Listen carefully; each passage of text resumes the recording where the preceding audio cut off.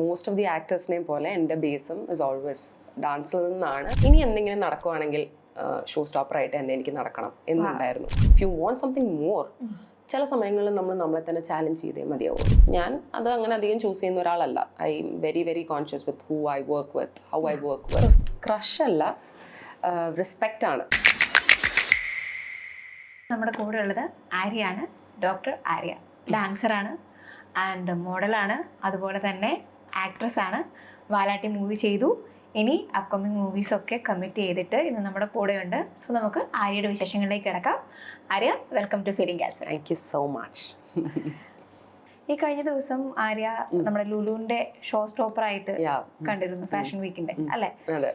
What do you feel like ഒരു model സാധാരണ ഒരു റാമ്പ് വർക്ക് ചെയ്തിരുന്ന ഒരു അവസ്ഥയിൽ നിന്ന് മാറിയിട്ട് ഒരു ഷോ സ്റ്റോപ്പർ ആയിട്ട് വന്ന് നിൽക്കുമ്പോൾ എന്താ ആര്യക്ക് ഫീൽ ചെയ്യണേ?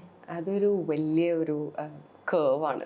കാരണം ഞാൻ തുടങ്ങുന്ന കാലത്താണ് ഞാൻ കൂടുതലും റാം ഷോസ് ചെയ്തിട്ടുള്ളത്. പിന്നെ അത് കഴിഞ്ഞ് ഞാൻ അധികം ഷോസ് ചെയ്തിട്ടില്ല. പക്ഷെ അന്ന് എപ്പോഴും നമ്മളെല്ലാവരും ആഗ്രഹിക്കുന്ന ഒരു കാര്യമാണ് ഷോ സ്റ്റോപ്പറായിട്ട് നടക്കണം. പക്ഷെ നമുക്കന്ന് സിനിമയിലൊന്നും വന്നിട്ടൊന്നുമില്ല, ഇനീഷ്യൽ ഫേസസ് ആണ്. പക്ഷെ അന്നേ ഒരു കോൺഷ്യസ് മൈൻഡിൽ എനിക്കൊരു ഫീലിംഗ് ഉണ്ടായിരുന്നു, ഇനി എന്തെങ്കിലും നടക്കുവാണെങ്കിൽ ഷോ സ്റ്റോപ്പറായിട്ട് തന്നെ എനിക്ക് നടക്കണം എന്നുണ്ടായിരുന്നു. അതെവിടെയോ ദൈവം അതിനുവേണ്ടി റൂട്ട് ചെയ്തു എന്നാണ് എനിക്ക് തോന്നുന്നത്. എന്തോ ആഗ്രഹിച്ചു. അപ്പം അങ്ങനെ ഒരു മൊമെന്റ് വന്നപ്പോൾ only thing that I could do is like enjoy it. അത് എനിക്ക് എൻ്റെ തന്നെ ഒരു വലിയ വിക്ടറി ആയിട്ട് തന്നെ എനിക്ക് തോന്നിയത്. ഐ മീൻ, കാണുന്ന ഒരാൾക്ക് എന്ത് തോന്നുന്നു എനിക്കറിയില്ല. പക്ഷെ എന്നെ സംബന്ധിച്ചിടത്തോളം കുറേ ദിവസങ്ങളും കുറേ മാസങ്ങളും കുറേ വർഷങ്ങളും എടുത്തിട്ടാണ് ആ പോയിന്റിൽ എത്തുന്നത്. എനിക്കത് ഭയങ്കര സന്തോഷം. ആ ഫുൾ ഡേ ഞാൻ ഭയങ്കര ഹാപ്പി ആയിരുന്നു. I was so happy. നമ്മൾ ആഗ്രഹിച്ചിട്ടുള്ള ഓരോ അച്ചീവ്മെന്റ്സും അല്ലെങ്കിൽ ഓരോ ഡ്രീംസും പതിയെ അത് റിയാലിറ്റിയിൽ നമ്മൾ കണ്ടുവരുമ്പോൾ അതും we know this a lot of hard work. അതെല്ലാം കഴിഞ്ഞിട്ടാണ് നമ്മളിവിടെ നിൽക്കുന്നതെന്ന് തോന്നുമ്പോൾ ആ ജേർണീനെ നമ്മൾ ഒത്തിരി അധികം എംബ്രേസ് ചെയ്യും. ആ ജേർണീൻ്റെ നമ്മൾ ഭയങ്കര അധികം ഹാപ്പിയുമാണ്. അവിടെ വന്ന് നിൽക്കാൻ പറ്റുന്നതിലും ആ ഒരു ഓപ്പർച്യൂണിറ്റി എനിക്ക് തന്നതിലും more than happy. And thank you so much. അത് ലുലു ഗ്രൂപ്പാണ് എനിക്ക് ആ ഒരു ഓപ്പർച്യൂണിറ്റി തന്നത്. അപ്പോൾ അച്ചീവ്മെന്റിനെ കുറിച്ചും ഇതിനെക്കുറിച്ചും പറഞ്ഞത് കൊണ്ട് ഞാനൊരു അതിനോട് ലിങ്ക് ചെയ്ത് ചോദിക്കുകയാണ്. ഒരുപാട് വർക്ക്സ് ചെയ്തിട്ടുണ്ട്, മോഡലിംഗിലും അല്ലെങ്കിൽ ഫോട്ടോഷൂട്ട്സ് ആയിട്ടും ബ്രാൻഡ് ഷോസ് ആയിട്ടും ഒരുപാട് വർക്കുകൾ ചെയ്തിട്ടുണ്ടാവും. പക്ഷെ ലൈഫിൽ ഒരു ബ്രേക്ക് ത്രൂ ആയി അല്ലെങ്കിൽ ഇതിന്റെ മൈൽ സ്റ്റോൺസ് ആയിരുന്നു എന്ന് തോന്നിപ്പിക്കുന്ന ലൈക്ക് കുറച്ച് വർക്കുകൾ ഉണ്ടാവുമല്ലോ.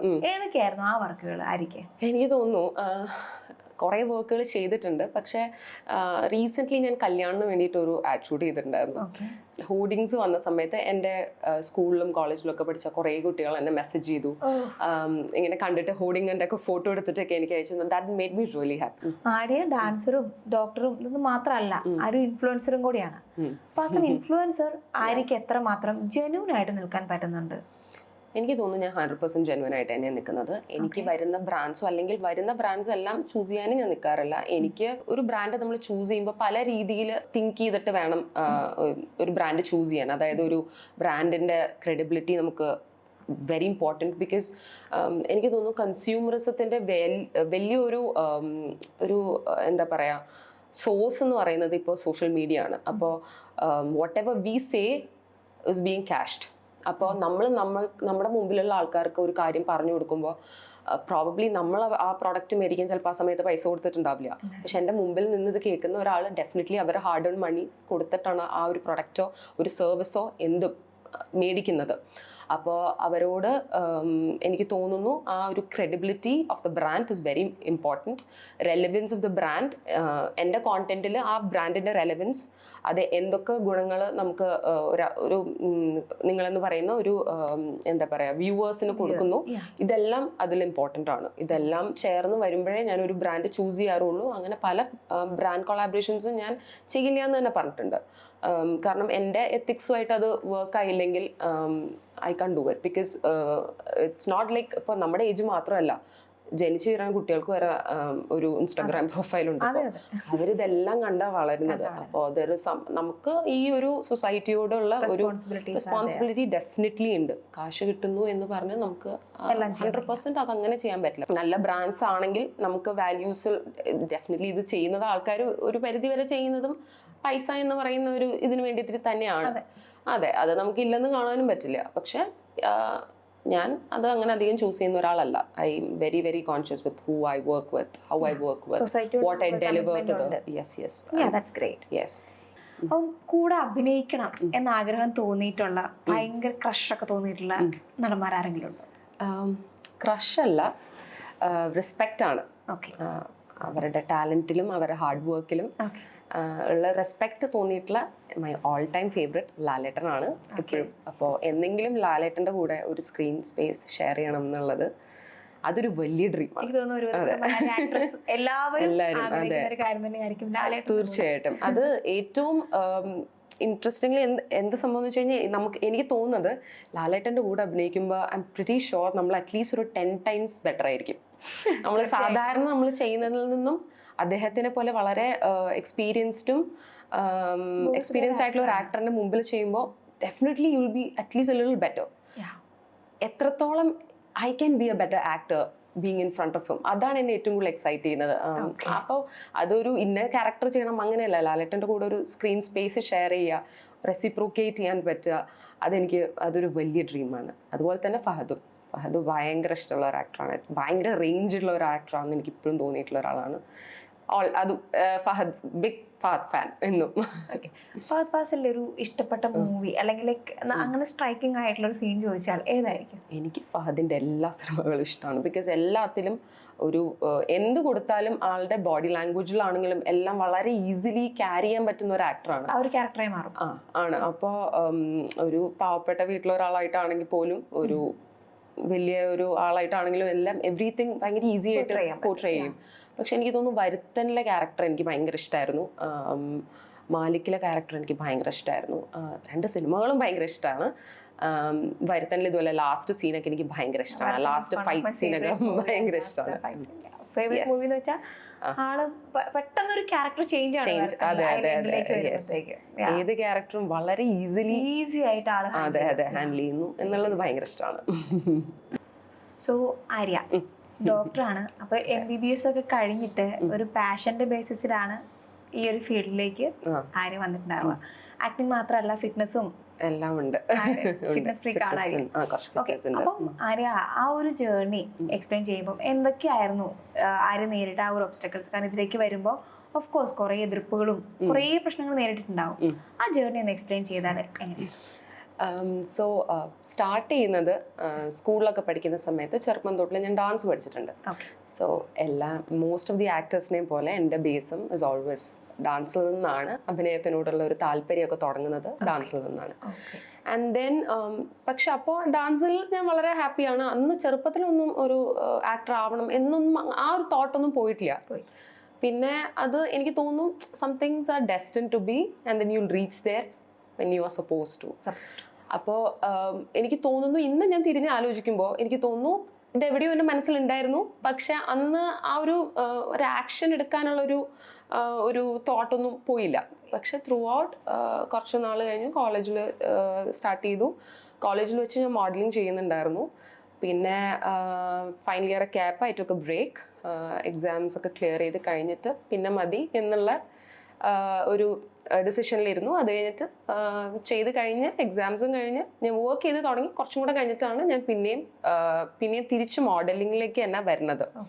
അത് കഴിഞ്ഞിട്ടാണ് പിന്നെ സിനിമ എന്ന് പറയുന്ന ഒരു മേഖലയാണ് എനിക്കിഷ്ടം എന്ന് അതൊരു മനസ്സിലാക്കിയെടുക്കലായിരുന്നു. ഇറ്റ്സ് നോട്ട് ലൈക്ക് എനിക്ക് സിനിമയാണ് വേണം, അങ്ങനെയായിരുന്നില്ല. I understood like this is where I belong. I think I was always an art person then and now, and I think forever I will be an art person. ഒരുപാട് എക്സ്പീരിയൻസുകൾ വന്നപ്പോഴാണ് അപ്പോൾ നമുക്ക് മനസ്സിലായി ഇവിടെ വർക്ക് ചെയ്ത് നോക്കണം. ചിലപ്പോൾ U will B A good actor, അല്ലെങ്കിൽ അറ്റ്ലീസ്റ്റ് ഒരു വർക്ക് ചെയ്തിട്ടാണെങ്കിൽ പോലും ഒന്ന് ബെറ്റർ ആവാൻ പറ്റും എന്നുള്ള ഒരു തോട്ട് വന്നത് അങ്ങനെയാണ്. ഒരു ഡോക്ടർ ഒരു പ്രൊഫഷനിൽ നിന്ന് അത്രയും നല്ലൊരു പ്രൊഫഷനാണ് ഡോക്ടർ, ഇത് മോശമാണ് എന്നല്ല, ഇതിലേക്ക് സ്വിച്ച് ചെയ്യുമ്പോൾ സ്വാഭാവികമായിട്ടും എതിർപ്പുകൾ ഉണ്ടായിരുന്നില്ലേ ആര്യക്ക്? ഡെഫിനറ്റ്ലി ഉണ്ടായിരുന്നു. എതിർപ്പുകളല്ല, എന്തിനാണ് എന്നുള്ളൊരു ക്വസ്റ്റ്യൻ ഉണ്ടായിരുന്നു. എൻ്റെ വീട്ടിൽ അങ്ങനെ ഇനീഷ്യലി എതിർപ്പുകളൊന്നും ഉണ്ടായില്ല. ബിക്കോസ് ഐ തിങ്ക് ആരും വിചാരിച്ചില്ല സസ്റ്റെയിൻ ചെയ്യും ഇതിൽ എന്ന് ആരും വിചാരിച്ചില്ല. അപ്പോൾ ആദ്യത്തെ ഒരു ഇഷ്ടത്തിനൊന്ന് കുറച്ച് എന്തെങ്കിലുമൊക്കെ ചെയ്തോട്ടെ, കുഴപ്പമില്ല, അത് കഴിഞ്ഞിട്ട് she'll come back and do PG ഒക്കെ ചെയ്തിട്ട് പോയിക്കോളും എന്നൊക്കെയുള്ള തോട്ടിൽ. അപ്പോൾ ആദ്യമൊന്നും അച്ഛനും അമ്മയൊന്നും ഇനീഷ്യലി ഒന്നും എതിർത്തൊന്നുമില്ല. കോളേജിൽ പഠിക്കുമ്പോൾ ഞാൻ ചെയ്യുന്നത് ഇങ്ങനെ അത് അച്ഛനും അമ്മയ്ക്കും അറിയില്ലായിരുന്നു. പിന്നെ അത് ചെറുതായിട്ട് അറിഞ്ഞു വന്നപ്പോഴാണ് ഞാനൊരു ചെറിയ ബ്രേക്ക് എടുത്തത്. അപ്പോൾ ഇനീഷ്യലി അത്ര സപ്പോർട്ടീവ് അല്ലായിരുന്നു. പിന്നെ ഞാൻ ചെയ്ത് ബാക്ക് ടു സിനിമ എന്ന് പറഞ്ഞ് വന്നപ്പോൾ പ്രശ്നങ്ങളൊന്നും വലുതായിട്ടൊന്നും ഉണ്ടാക്കിയില്ല. പിന്നെ കുറച്ച് നാൾ കഴിഞ്ഞപ്പോഴത്തേക്ക് ഇങ്ങനെ ഇതല്ല നിന്റെ പ്രൊഫഷൻ, ഇതല്ല, don't waste your time here എന്നൊക്കെയുള്ള ഒരു അതെല്ലാ ഡോക്ടർ പേരൻസിനും ഉള്ളതുപോലെ എൻ്റെ അച്ഛനും അമ്മയും പറഞ്ഞിട്ടുണ്ട്. പക്ഷെ എനിക്കൊന്നും ഇപ്പൊ വന്നു they all got used to it. ഇപ്പൊ അവര് എനിക്ക് വേണ്ടി കിട്ടണം എന്ന് പ്രാർത്ഥിക്കാനും തുടങ്ങിയെന്നാണ് എനിക്ക് തോന്നുന്നത്. അവരും എന്നെ പോലൊരു ജേർണിയിലാണ് വന്നത്. അപ്പോ എൻ്റെ ഒരു ഗ്രോത്ത് വന്നപ്പോഴാണ് ഇവരും പതിയെ okay this is what she wants, let it be എന്നുള്ള ഒരു എന്നാലും ഇപ്പോഴും പറയും ഇടയ്ക്ക്. എനിക്ക് തോന്നുന്നു ആര്യനെ ഞാൻ അറിയുന്ന സമയത്തൊക്കെ കുറച്ച് നാൾ മുന്നേ ആര്യ കുറച്ചുകൂടി ഒന്ന് ചബ്ബിയായി എന്നൊരു സമയം ഉണ്ടായിരുന്നു. അതിന് എഗെയിൻ വർക്കൗട്ടും കാര്യങ്ങളൊക്കെ ആയിട്ട് ആര്യ വീണ്ടും പഴയ ഫോമിലേക്ക് വന്നിട്ടുണ്ട്. സോ എങ്ങനെയാണ് ഈ ഒരു ഫീൽഡിൽ നിൽക്കുമ്പോൾ നമുക്ക് അങ്ങനെ ഒരു വണ്ണം വെച്ച് അല്ലെങ്കിൽ ആ ഒരു അവസ്ഥയും നമ്മുടെ ഫിസിക്കിന് എത്രമാത്രം ഇമ്പോർട്ടൻസ് ഉണ്ട്, നമുക്ക് അതിന്റെ പേരിൽ നമ്മളെ മാറ്റി നിർത്തുന്നുണ്ടോ, അങ്ങനെ എന്തെങ്കിലും ഫീൽ ചെയ്തിട്ടുണ്ടോ? മാറ്റി നിർത്തുന്നതായിരിക്കില്ല. മോസ്റ്റ്ലി നമുക്ക് എന്തോ വേണം അത് അച്ചീവ് ചെയ്യാൻ നമുക്ക് ഏത് രീതിയിലുള്ള ഫിസിക്കലി ഇരിക്കണം എന്നുള്ളതാണ്. What you want. ഒരു ക്യാരക്ടർ റോൾസും അങ്ങനെയുള്ളതിൽ ചെയ്യാനായിട്ട് you don't have to be like ഭയങ്കര മെലിഞ്ഞും അങ്ങനെയൊന്നും ഇരിക്കേണ്ട കാര്യമുണ്ടെന്ന് എനിക്ക് തോന്നുന്നില്ല. അത്രയും ബ്യൂട്ടിഫുൾ ആയിട്ടുള്ള ക്യാരക്ടേഴ്സ് ഉള്ള ഒരു ഇൻഡസ്ട്രിയാണ് മലയാളം. അപ്പോൾ ഒരിക്കലും ഒരാളുടെ ഫിസിക്കൽ അപ്പിയറൻസിൽ വെച്ചിട്ടല്ല. പക്ഷെ if you need something more better എന്ന് ഞാൻ പറയില്ല. If you want something more, ചില സമയങ്ങളിൽ നമ്മൾ നമ്മളെ തന്നെ ചാലഞ്ച് ചെയ്തേ മതിയാവുള്ളൂ. You have to work for what you want in life. അപ്പോൾ അതിന്റെ മാത്രം ഭാഗമായിട്ടാണെന്ന് പോലും ഞാൻ പറയില്ല. Fitness was always there with me throughout. ഒരു 10-15 വയസ്സ് തൊട്ടിട്ട് fitness was always there with. So you are a fitness freak? Of course fitness is one thing that always roots me. അപ്പോൾ it's a lot of things that happen. അത് ശരീരത്തിൽ മാത്രമല്ല, mind, body, soul, you become a better person. അപ്പോൾ അങ്ങനെയുള്ള അതൊരിക്കലും സിനിമയ്ക്ക് വേണ്ടി മാത്രമല്ല, പക്ഷെ സിനിമയ്ക്ക് അതിന്റെ ആവശ്യമുണ്ട്. And I was very particular the fact like ഞാൻ ഒരു വളരെ ഇമ്പോർട്ടൻ്റ് ആയിട്ടുള്ള ഒരു പ്രൊഫഷൻ വിട്ടിട്ട് ഇത് മതി എന്ന് ഞാൻ പറയുമ്പോൾ I wanted to give my 100%. എനിക്കൊന്നും taken it for granted. I am not that kind of a person. ഞാൻ എല്ലാം എനിക്ക് പറ്റാവുന്ന അത്രയും ഞാൻ പുഷ് ചെയ്യുന്ന ഒരാളാണ്. പറ്റില്ല എന്ന് പറഞ്ഞു കഴിഞ്ഞാൽ പറ്റണം, അതാണ്. എനിക്ക് ഒരിക്കലും ഓക്കെ അത് പറ്റില്ല എന്ന് പറഞ്ഞിരിക്കുന്ന ഒരാളല്ല ഞാൻ. അപ്പോൾ പല കാര്യങ്ങളും ഒരിക്കലും സംഭവിക്കും എന്ന് വിചാരിച്ചതല്ല, പക്ഷെ അങ്ങനെ പല കാര്യങ്ങളും എൻ്റെ ലൈഫിൽ സംഭവിച്ചു. ദാറ്റ്സ് ബിക്കോസ് ഞാൻ അതിനുവേണ്ടി വർക്ക് ചെയ്തു എന്നുള്ളതാണ് എനിക്ക് തോന്നുന്നത്. So see, I might not be perfect, but I'll try to be better every day. അതായത് എന്തിനു വേണ്ടിയും ഹാർഡ് വർക്ക് ചെയ്ത് നേടാനുള്ള എനിക്കൊരു പേഴ്സണൽ ഗ്രോത്തിന് ഭയങ്കര ഇഷ്ടമുള്ള ഒരാളാണ്. അത് physically, mentally, emotionally, spiritually. I believe like every single day you have to grow for a better life. As I say, change is the only constant in life. Yes, so you have to change. അപ്പോൾ ഇങ്ങനെ hard work ചെയ്യുന്ന ഒരാളായതുകൊണ്ടാണ് വാലാട്ടിയിലേക്ക് എത്തിപ്പെട്ട like എനിക്ക് തോന്നുന്നു first movie ആയിരുന്നു. വാലാട്ടിക്ക് മുമ്പ് ഞാൻ ചെയ്തിട്ടുണ്ട്. ഞാൻ ആദ്യമായിട്ട് ചെയ്യുന്നത് ഭൂതകാലം എന്ന് പറയുന്ന ഒരു മൂവിയാണ്. അത് കഴിഞ്ഞ് വർക്ക് വിത്ത് ജനഗണമനയിൽ വർക്ക് ചെയ്തിട്ടുണ്ട്. അത് കഴിഞ്ഞിട്ടാണ് വാലാട്ടി വരുന്നത്. വാലാട്ടി സംഭവിക്കുന്നതിന് മുമ്പ് പെട്ടെന്ന് സംഭവിച്ച 2 കാര്യങ്ങളാണ് ഭൂതകാലവും ജനഗണമനയും. അത് കഴിഞ്ഞ് വാലാട്ടി.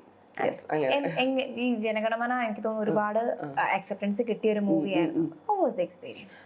ആദ്യമായിട്ട് നമ്മൾ പോകുന്ന സെറ്റുകൾ ഒന്നായിരുന്നു Jana Gana Mana. And it was a very very big set. അപ്പോൾ പൃഥ്വിരാജ് എന്ന് പറയുന്ന ഒരു വലിയ ആക്ടറുണ്ട് അവിടെ.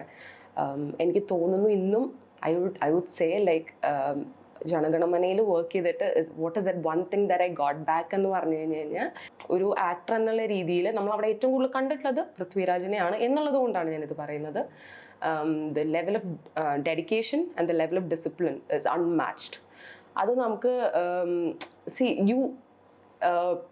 നമ്മൾ വിചാരിക്കാൻ തുടങ്ങും നമുക്ക് അവരെ പോലെ ആയിരിക്കണം. In terms of work you should know what is happening, not just with you, also with everyone around you. എല്ലാവർക്കും എന്താണ് അവർ ഡെലിവർ ചെയ്യാൻ നിൽക്കുന്നതിനെ പറ്റിയുള്ള ഒരു ബോധം നമുക്ക് ഉണ്ടാവണം. അത് that will make the entire scene better. ഇപ്പം നമുക്ക് നമ്മുടെ ഡയലോഗ് മാത്രമേ അറിയുള്ളെങ്കിൽ മേ ബി അത് നമ്മൾ ഡെലിവറി ആയിരിക്കും. പക്ഷെ അപ്പുറത്തെ ഒരാള് എന്ത് ചെയ്യുന്നു കൂടെ അറിഞ്ഞു കഴിഞ്ഞു കഴിഞ്ഞാൽ it will be easier for us, കുറച്ചും കൂടെ നന്നായിട്ട്. യെസ്, അങ്ങനെ എനിക്ക് തോന്നുന്നുണ്ട്. So I always feel Jana Gana Mana ഒരു വലിയ എക്സ്പീരിയൻസ് തന്നെയായിരുന്നു. എനിക്ക് തോന്നുന്നത് നല്ലൊരു മേജർ റോൾ ചെയ്തിരിക്കുന്നത് വാലാട്ടിയിലാണ്. സോ വാലാട്ടിയിൽ വർക്ക് ചെയ്യുമ്പോൾ ലൈക്ക് അത്യാവശ്യം വലിയ വലിയ ആക്ടേഴ്സിന്റെ കൂടി പറഞ്ഞോളെ വർക്ക് ചെയ്യാൻ പറ്റിയിട്ടുണ്ട്. ആൻഡ് കുറേ ഡോഗ്സും ഉണ്ടായിരുന്നു. അത് അടിപൊളിയായിരുന്നു. ഡോഗ്സ് ആണ് അവിടെ പ്രൈമറി ട്രീറ്റ്മെന്റ്. അവര് ഭയങ്കര ബെഡിലൊക്കെ ഭയങ്കര ചില്ല് ചെയ്ത് കിടന്നിട്ടുള്ള സുഖമായിരുന്നു. And it was so much nice. അത് എല്ലാവരും അവിടെയുള്ള എല്ലാവരും പെറ്റ് ലവേഴ്സ് ആയിരുന്നു. എൻ്റെ കൂടെ വർക്ക് ചെയ്തിട്ടുള്ള എൻ്റെ മകനായിട്ട് അഭിനയിച്ച കുട്ടി ഉണ്ടായിരുന്നു. ആളുടെ അമ്മയാണെങ്കിൽ ആനിമൽ റെസ്ക്യൂവിനൊക്കെ വർക്ക് ചെയ്യുന്ന ഒരു ചേച്ചിയായിരുന്നു. അപ്പൊ അത്രയും അധികം ആനിമൽസുമായിട്ട് ക്ലോസ് ആയിട്ട് നിൽക്കുന്ന ആൾക്കാരായിരുന്നു. സോ ഡയറക്ടർ ആണെങ്കിലും എല്ലാരും പെറ്റ് ലവേഴ്സ്. അതൊരു ഡെസ്റ്റിൻഡ് മൂവി ആയിരുന്നു എല്ലാവർക്കും എന്ന് എനിക്ക് തോന്നിയിട്ടുണ്ട്.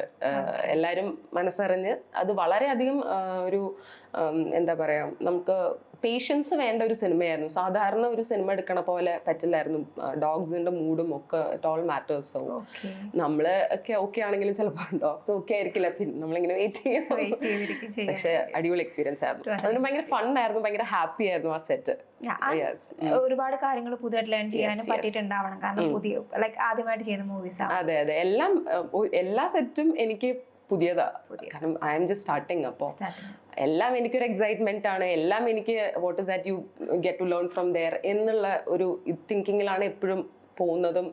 മണ്ടത്തരങ്ങളൊക്കെ ചെയ്യും, ഉറപ്പായിട്ടും ചെയ്യും. പക്ഷെ കുറച്ചും കൂടെ വിജിലന്റ് ആയിട്ട് നിന്ന് എന്താണ് സംഭവിക്കുന്നതെന്നൊക്കെ നോക്കാറുണ്ട്.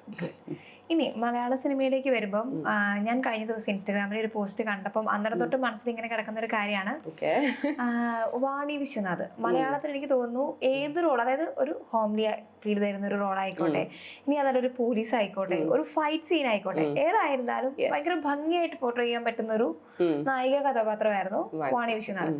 ആൾക്ക് ശേഷം അങ്ങനെ ഒരാള് ഞാൻ കണ്ടതിൽ ആരും തന്നെ ഇല്ല. പക്ഷേ ഞാനിപ്പം ആര്യയുടെ പ്രൊഫൈലിൽ നമുക്ക് നോക്കിക്കഴിഞ്ഞാൽ കാണാൻ പറ്റും ഈ പറയുന്ന എല്ലാ റോളുകൾക്കും അതൊരു ഹോംലി ഫീൽ വരുന്ന റോളാണെങ്കിലും ഇനി അതല്ല ഈ ഫൈറ്റ് സീൻ ആയിക്കോട്ടെ, ഏത് റോളിലേക്കും പോർട്രേ ചെയ്യാൻ പറ്റുന്ന ഒരു ഫേസോ സ്ട്രക്ചർ എല്ലാം കൊണ്ടും അങ്ങനെയാണ്. സോ വേറെ ആരെങ്കിലും അങ്ങനെ പറഞ്ഞിട്ടുണ്ടോ, അല്ലെങ്കിൽ അങ്ങനെ തോന്നിയിട്ടുണ്ടോ? പറഞ്ഞിട്ടുണ്ട്. വാണിശേഷിയായിട്ടുള്ള സിമിലർ ആ ഒരു വർക്ക് സ്പേസ് ചിലപ്പോ അത് വർക്ക് ആവും എനിക്ക് എന്ന് പറഞ്ഞിട്ടുള്ള ആൾക്കാരുണ്ട്. പിന്നെ ഇതുപോലത്തെ കുറച്ച് മിക്ക ആൾക്കാരും എന്നെ കാണുമ്പോൾ വളരെ സ്ട്രോങ് ആയിട്ടുള്ള ക്യാരക്ടേഴ്സിന് വേണ്ടിയിട്ടാണ് കൂടുതലും ഓക്കെ ഇത് നല്ലതായിരിക്കും, പോലീസായിട്ട് നല്ലതായിരിക്കും, അങ്ങനെയൊക്കെയുള്ള കൂടുതൽ ഞാൻ കേൾക്കുന്നത് അങ്ങനെയാണ്. പക്ഷെ എനിക്കത് ഇഷ്ടമാണ്. എനിക്ക് ഭയങ്കര ആഗ്രഹമുണ്ട്. ഞാൻ ഈ ഫിറ്റ്നസ് ഒക്കെ ചെയ്യുന്ന സമയത്ത് ഞാനിങ്ങനെ ആലോചിക്കാറുണ്ട്, ഒരു ആക്ഷൻ മൂവി ഒക്കെ വന്നു ചെയ്യാലോ എന്നൊക്കെ വിചാരിക്കാറുണ്ട്. ആര്യനെ കാണുന്ന സമയത്ത് നമുക്ക് ഭയങ്കര കോൺഫിഡന്റ് ആയിട്ടുള്ള ഒരു ഫേസ് ഫീൽ ചെയ്യാം. മോർ ദാൻ ലൈക്ക് എല്ലാവരും പൊതുവെ ഇഷ്ടപ്പെടുന്നതും ആഗ്രഹിക്കുന്നതും ഭയങ്കര ക്യൂട്ടായിട്ട് ഇരിക്കാനായിരിക്കും കൂടുതൽ ആളുകൾ. More than that Arya U looks more confident, like ഫേസിൽ ഭയങ്കര കോൺഫിഡൻസ് കാണാനുണ്ട്. സോ അതുകൊണ്ടായിരിക്കാം ഒരു പക്ഷേ നമ്മുടെ ഒരു ടീനേജ് കാലഘട്ടമൊക്കെ നമ്മൾ ഒരുപാട് മൂവീസ് എക്സ്പ്ലോർ ചെയ്തൊരു സമയം അതായിരിക്കും. പക്ഷെ ആ സമയത്ത് നമ്മൾ കണ്ട നമുക്ക് ഒരുപാട് ഇഷ്ടപ്പെട്ട പല ക്യാരക്ടേഴ്സും ചെയ്ത ആളുകൾ ഇന്നിപ്പോ ജീവനോടെ ഇല്ല. അങ്ങനെ ഇഷ്ടം തോന്നി ആ ഒരു പ്രായത്തിലൊക്കെ അഭിനയിക്കാൻ ഇഷ്ടമായിരിക്കും, എനിക്ക് ഇതുപോലൊരു ക്യാരക്ടർ എനിക്ക് ചെയ്യണം എന്ന് തോന്നിയിട്ടുള്ള ഏതെങ്കിലും സ്ട്രൈക്കിംഗ് ആയിട്ടുള്ള ക്യാരക്ടേഴ്സോ ആളുകളോ അങ്ങനെ ആരെങ്കിലും ഉണ്ടോ? കുറേ അധികം ആക്ടേഴ്സ് ഉണ്ട്. ഇന്നും പല മരണ വാർത്തകളൊക്കെ കേൾക്കുമ്പോൾ നമുക്ക് അവരുടെ കൂടെ ഒരു സ്ക്രീൻ സ്പേസ് ഷെയർ ചെയ്യാൻ പറ്റിയില്ലല്ലോ, ഇനി ഒരിക്കലും പറ്റില്ലല്ലോ എന്നൊക്കെ എനിക്ക് തോന്നി വിഷമം വന്നിട്ടുള്ള ഒരു വൺ മെയിൻ പേഴ്സൺ KPS ലളിത ചേച്ചി. ഭയങ്കര ഇഷ്ടമാണ്, ബ്യൂട്ടിഫുൾ ആയിട്ട്. അതിപ്പോൾ ഞാൻ പറയേണ്ട കാര്യമില്ല, എല്ലാവർക്കും അറിയാം. പക്ഷെ എന്നാലും ഒരു രക്ഷയില്ലാത്തൊരു ആക്ടറാണെന്ന് എനിക്ക് തോന്നിയിട്ടുണ്ട്. പിന്നെ അതുപോലെ നെടുമുടി വേണു സർ, തിലകൻ സർ, ഭയങ്കര ഇഷ്ടം എനിക്ക് തിലകൻ സാറിനെയൊക്കെ. അങ്ങനത്തെയൊക്കെ ആക്ടേഴ്സിൻ്റെ കൂടെ എനിക്ക് വർക്ക് ചെയ്യാൻ ഇനി പറ്റില്ലല്ലോ എന്നുള്ളൊരു വിഷമം എന്നും ഉണ്ടാവാറുണ്ട്. അയ്യോ അതെ അതെ, തീർച്ചയായിട്ടും. ക്യാരക്ടേഴ്സ് ഒക്കെ അവരൊരു ആക്ടറാണെന്നൊന്നും എനിക്ക് തോന്നിയിട്ടില്ല. എല്ലാ സിനിമകളിലും അവർ ആ ഒരു ക്യാരക്ടറേ ആണ്, എവിടെയോ ജീവിച്ചിരിക്കുന്ന ആ ഇന്ന ആളെന്ന് പറയുന്ന ഒരു ക്യാരക്ടറായിട്ട് എനിക്ക് എന്നും തോന്നിയിട്ടുള്ളൂ. ഒന്നിൽ പോലും ഒരു അവരെന്ന് പറയുന്ന ഇപ്പോൾ KPS ലളിത ചേച്ചീനെ അങ്ങനെ ഞാൻ കണ്ടിട്ടില്ല. എല്ലാത്തിലും ഒരു അമ്മയാണെങ്കിൽ അത്രയും മനോഹരമായ ഒരു അമ്മ, അല്ലെങ്കിൽ ഒരു സിസ്റ്റർ ആണെങ്കിലും എല്ലാം അവരുടെ ആദ്യത്തെ സിനിമകൾ തൊട്ട് എനിക്ക് അത് ഭയങ്കര കൺവിൻസിങ് ആക്ടറായിരുന്നു. ഒരിക്കലും പറ്റില്ല. ലെജൻസ് ആണ്, ലിറ്ററലി ലെജൻസ് ആണ്. അതുപോലെ തന്നെയാണ് ഇപ്പം നമ്മുടെ മലയാളത്തില് ഇൻട്രൊഡക്ഷൻ കിട്ടി, മലയാളത്തിൽ 1-2 സിനിമകളൊക്കെ ചെയ്ത് കഴിഞ്ഞ് വേഗം തന്നെ അന്യഭാഷകളിലേക്ക് അക്സെപ്റ്റൻസ് കിട്ടിപ്പോയി, അന്യഭാഷകളിൽ മലയാളത്തിനെക്കാട്ടിലും കൂടുതൽ ഒരുപാട് വളർന്നു പോയ നടന്മാരും നടിമാരും ഒക്കെ ഉണ്ട്. അങ്ങനെയുള്ള ആളുകളുടെ പേര് നോക്കിയാൽ ഏറ്റവും ആദ്യം മനസ്സിൽ വരുന്ന പേരുകൾ ആരുടെയൊക്കെ ആയിരിക്കും? എനിക്ക് തോന്നുന്നു നമ്മുടെ വിക്രം സാറിനെ എനിക്ക് ഭയങ്കര ഇഷ്ടമുള്ള ഒരു ആക്ടറാണ് വിക്രം സാറ്. അതുപോലെ Asin, Nayanthara yes definitely. But Vikram സാറിനെ എനിക്ക് ഭയങ്കര ഇഷ്ടമാണ്. I always feel that he's a very amazing actor and also a really good human being. അപ്പോൾ ഇപ്പോഴും വയനാടിൻ്റെയൊക്കെ ഇഷ്യൂ വന്നപ്പോഴും അങ്ങനെയുള്ള കുറേ സഹായങ്ങളൊക്കെ അദ്ദേഹം ചെയ്തതും കണ്ടു. ആദ്യം ചെയ്ത ആള് അദ്ദേഹമാണ്. അപ്പോൾ അതെ, only a good human being can be a good artist. Vikram സാറിന് ശേഷം ഇപ്പൊ കൊടുത്ത പല ആളുകളും ഉണ്ട്. പക്ഷെ ഏറ്റവും ആദ്യം പുറത്തു വന്ന് ഞാൻ കണ്ട വാർത്തകൾ ഞാനും ആദ്യം കണ്ടത് വിക്രം. എല്ലാരും ചെയ്തു, എല്ലാരും നമ്മുടെ മലയാള സിനിമ. എനിക്ക് തോന്നുന്നു ഈ അന്യഭാഷയിൽ നിന്നുള്ള പല ആക്ടേഴ്സും നമുക്ക് വേണ്ടി നിന്നതും നമുക്ക് വേണ്ടി റൂട്ട് ചെയ്തതിന്റെ മെയിൻ റീസൺ സിനിമ അതിൻ്റെ ഒരു വലിയ പാർട്ടാണെന്ന് എനിക്ക് തോന്നിയിട്ടുണ്ട്. കാരണം വളരെ അധികം നോർത്ത് ഇന്ത്യൻസ് ആണെങ്കിലും ഓൾ ഓവർ ഇന്ത്യ മലയാള സിനിമേനെ വളരെയധികം കണ്ടു തുടങ്ങിയിട്ടുണ്ട്. അപ്പോൾ we are also close to them എന്നുള്ളൊരു ഇൻസൈഡ് ഫീലിംഗ് അവർക്ക് ഡെഫിനറ്റ്ലി ഉണ്ടെന്നാണ് എനിക്ക് തോന്നുന്നത്. അതുകൊണ്ട് തന്നെയാണ് ഇത്രയും അധികം ആക്ടേഴ്സ്, സൂര്യ, ജ്യോതിക, എന്തോരം ആക്ടേഴ്സാണ് മലയാളികൾ സഹായിക്കുന്നതിന് മുമ്പ് വേണമെങ്കിൽ അവർ സഹായിച്ചിട്ടുണ്ടെന്ന് എനിക്ക് തോന്നുന്നത്. അപ്പം അത്രയും ആ ഒരു സ്നേഹവും സഹായവും ഒക്കെ വരുന്നത് ഓൾ ആ ഒരു എന്താ പറയാ സിനിമ മീഡിയ എന്നൊക്കെ പറയുന്നതിൽ ഒരു വലിയ പാർട്ടുണ്ടെന്നാണ് എനിക്ക് തോന്നുന്നത്. മലയാള സിനിമേനെ അങ്ങനെ ഒരു ലെവലിലേക്ക്, അതായത് കൊണ്ടെത്തിച്ച ഒരു സിനിമയായിരുന്നു ലൂസിഫർ. ഭയങ്കരമായിട്ടുള്ള അക്സെപ്റ്റൻസ് കിട്ടിയിരുന്നു. അതുപോലെ തന്നെ എനിക്ക് തോന്നുന്നു ഇപ്പം മലയാളം ഓഡിയൻസ് നമുക്ക് അന്യഭാഷാ ചിത്രങ്ങളെ നമ്മൾ അത്രമേൽ അക്സെപ്റ്റ് ചെയ്യുന്നുണ്ട്. അപ്പം അവർക്ക് ഇപ്പൊ പ്രൊമോഷൻസിനൊക്കെ ആണെങ്കിലും എല്ലാവരും വരുന്നുണ്ട്. ഇപ്പം സൂര്യ ആയിക്കോട്ടെ, എല്ലാവരും ഇവിടെ വന്ന് മൂവിയുടെ പ്രൊമോഷൻ, കാരണം ഇവിടെ അവർക്ക് ഓഡിയൻസ് ഉണ്ട്. അതെ, നമുക്ക് വളരെ സ്ട്രോങ് ആയിട്ടുള്ള തമിഴ് ഓഡിയൻസ് ഉണ്ട്. അതൊരു കാരണമാണ് തീർച്ചയായിട്ടും. ഇനി ആക്ടിങ്ങിലേക്ക് തിരിച്ചു വരുമ്പോൾ ഈ പറഞ്ഞ പോലെ ഭയങ്കരമായിട്ട് ഇൻസ്പയർഡ് ആയിട്ടുള്ള ഏതെങ്കിലും ക്യാരക്ടേഴ്സ്, ആക്ട്രസ്, അല്ലെങ്കിൽ ഇവരെ പോലെ ആവണം എന്ന് നമുക്ക് ചില ആളുകളെ റോൾ മോഡലായിട്ട് സെറ്റ് ചെയ്യാൻ തോന്നും. അങ്ങനെ തോന്നിയിട്ടുള്ള ആക്ട്രസ് ആയിട്ട് ആരെങ്കിലും ഉണ്ടോ? കുറെ ആക്ട്രസസിനെ ഇഷ്ടമാണ്, പക്ഷെ ഉർവശി ചേച്ചി അയ്യോ അതുപോലെ ഒരു ആക്ടറൊക്കെ ഇനി ഉണ്ടാവുമെന്ന് അറിയില്ല. പക്ഷെ ഗ്രേറ്റ് ആക്ടർ. അപ്പോൾ ഉർവശി ചേച്ചി ചെയ്ത എല്ലാം, എസ്പെഷ്യലി തമാശയൊക്കെ ചെയ്യണത് എന്ത് രസമായിട്ടാണ് ചെയ്യണത്. അപ്പോൾ അത് എനിക്കതൊക്കെ അത്രയൊക്കെ എനിക്ക് ചെയ്യാൻ പറ്റുമെന്നൊന്നും എനിക്കറിയില്ല. പക്ഷെ എന്നാലും എപ്പോഴും ഉർവശി ചേച്ചി പോലെ ആവണം എന്ന് എനിക്ക് തോന്നിയിട്ടുണ്ട്. ഒരിക്കലും ഉർവശി ചേച്ചിനെ പോലെ ആവാൻ പറ്റില്ല, പക്ഷെ ശ്രമിക്കാം. അറ്റ്ലീസ്റ്റ് ഒരു 10% ആവാൻ പറ്റിയാൽ തന്നെ ഒരു വലിയ കാര്യമാണെന്നാണ് എനിക്ക് തോന്നുന്നത്. ഇനി ഏതൊക്കെയാണ് ആര്യയുടെ അപ്കമിംഗ് പ്രൊജക്ട്സ്? എന്തെങ്കിലും കമ്മിറ്റ് ചെയ്തിട്ടുണ്ടോ, അല്ലെങ്കിൽ ഓൺ ഗോയിങ് ആണോ, അല്ലെങ്കിൽ എന്താ? എനിക്ക് കുറച്ച് പ്രൊജക്ട്സ് ഇങ്ങനെ നിൽക്കുന്നുണ്ട്. ഒന്നും എനിക്ക് ഡിസ്ക്ലോസ് ചെയ്യാൻ പറ്റില്ല. അപ്പം മോസ്റ്റ്ലി തമിഴിലൊക്കെ ആയിട്ടുള്ള 1-2 പ്രൊജക്ട്സിലൊക്കെ ഇങ്ങനെ നിൽക്കുന്നു. അപ്പൊ ഇനി അങ്ങോട്ട് വരുന്ന പ്രൊജക്ട്സ് ഒക്കെ ഒരു വലിയ സക്സസ് ആയിട്ട് വരട്ടെ. Thank you so much. Thank you so much for inviting me.